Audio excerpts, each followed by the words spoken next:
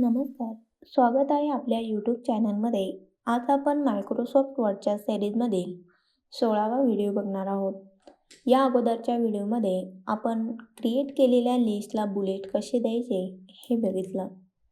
या व्हिडिओमध्ये आपण क्रिएट केलेल्या लिस्टला नंबरिंग कसे द्यायचे हे बघणार आहोत. त्यासाठी मी इथे एक लिस्ट घेतलेली आहे. आता आपल्याला या लिस्टला नंबर द्यायचे आहेत.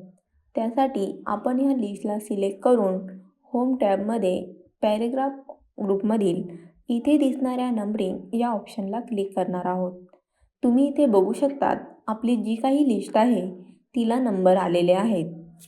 पण जर तुम्हाला नंबरऐवजी अल्फाबेट्स किंवा रोमन नंबर द्यायचे असतील तर त्यासाठी नंबरिंग ऑप्शनच्या डाऊन ॲरोला क्लिक करायचं आहे.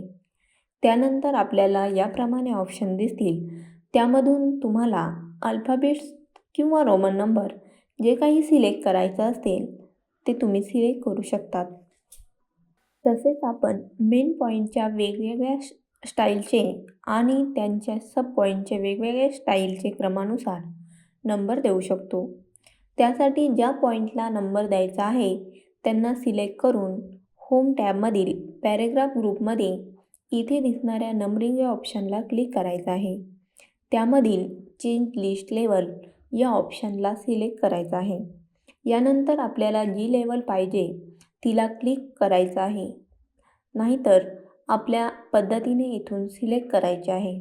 लिस्टचा फॉर्मॅट बदलण्यासाठी म्हणजेच font style, font colour, font size, alignment बदलण्यासाठी लिस्टला सिलेक्ट करून या ऑप्शनला क्लिक करून डिफाईन न्यू नंबर फॉर्मॅट या ऑप्शनला क्लिक करायचं आहे. या ठिकाणी नंबर स्टाईल तसेच अलाइनमेंट बदलू शकतो.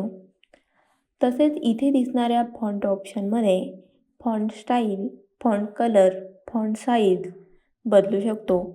तसेच तयार केलेल्या लिस्टला सिलेक्ट करून होम टॅबमधूनही font size, font style, font colour बदलू शकतो. म्हणजेच टेक्स्टला दिलेला इफेक्ट नंबरिंगलाही लागू होणार आहे.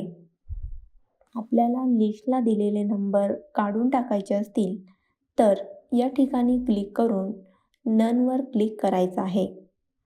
तुम्ही इथे बघू शकतात आपण लिस्टला दिलेले नंबर हे रिमूव्ह झालेले आहेत.